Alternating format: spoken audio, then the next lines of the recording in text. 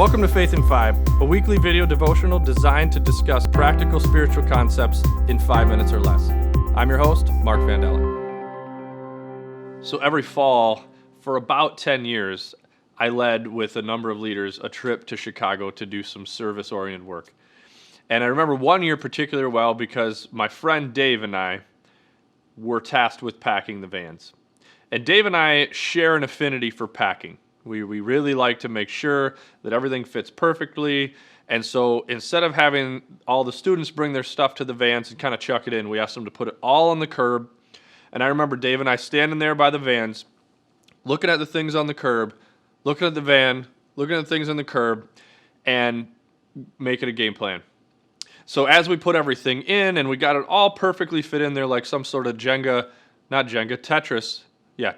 masters, we got it all fit in there perfectly. I remember one of us having to hold it all up while the other shut the left door, and then we counted to 3, and I jumped out of the way and he slammed the right door, and we got everything packed in perfectly. And just as we did that, we turned around and we noticed that there was one bag on the curb. So he and I looked at each other. I think maybe some students saw smoke come out of our ears, but we didn't have room for this bag. And so we were about to just find out whoever's bag it was and have them set it on their lap, right, for not following the system. And we kind of relegated to the fact that somebody had to have put it there after we were done, because there's no way we would have missed it. We had it perfectly planned, right? So anyway, we ended up getting it all figured out, and I think we shoved it under a seat or something, so that kid's juice box or something was probably broken. But we got to Chicago, and while we were in Chicago, I started to think about this idea, because when you're on a trip like this, everything is full of God. Like you talk about God, you're constantly comparing your experience to what you have at home, how God's involved in all that. And it struck me as, I guess I have a tendency in my life to do exactly what we did as we packed the van. Right, I plan everything out perfectly. I cram as much as I can in. I even sometimes need somebody to help me get it all together. But oftentimes I get one door shut, then the other door shut, and I realize that I've left God on the curb.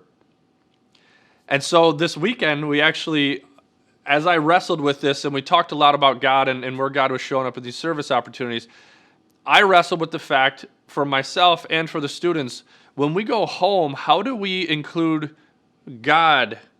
How do we not forget our God bag in our regular daily activities? How do we make sure we save room for that? Or maybe even pack him first, right? Like put him at the front of the list of to-do list. So as we talked this through, we actually asked students that weekend, we asked them if they were going on a road trip with God, where would he be in their vehicle? And here's a couple of examples that I have from what they responded. One student said, God is in the passenger seat, navigating like my mom does on road trips. Another student said, I'm in a taxi making my way back to God. Another said, honestly, God's in the trunk and I only pull him out when I need him. Another student said, God's driving, I'm in the passenger seat, and we're flying down the road doing 80, listening to Sweet Emotions. There's one in every group, right? But I think that it's easy that with these 4 responses to put myself in different places in my life that each of these is true.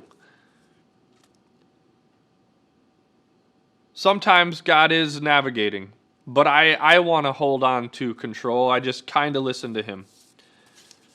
And sometimes, I'm far from him, and I realize it, and I have to take steps to move towards him, like taking a taxi. But if I'm honest, a lot of times he's in the trunk, and I only pull him out when I need him. When I read the Bible, it's because I go to the concordance, I have a specific problem, and I find exactly what I need, and I read every verse on anger, whatever it is. So I'd ask you the same question. If you were on a road trip with God, where is he in your vehicle? And what do you need to do to rearrange the seating chart? 1 John 2:15-16 warns us that love of this world squeezes out love of the Father.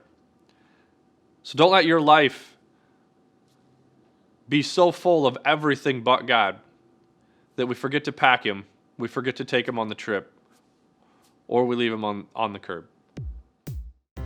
Thanks for tuning in. If you want to follow us each week, click here to subscribe. And if you want to take it a little bit further, click here for discussion materials.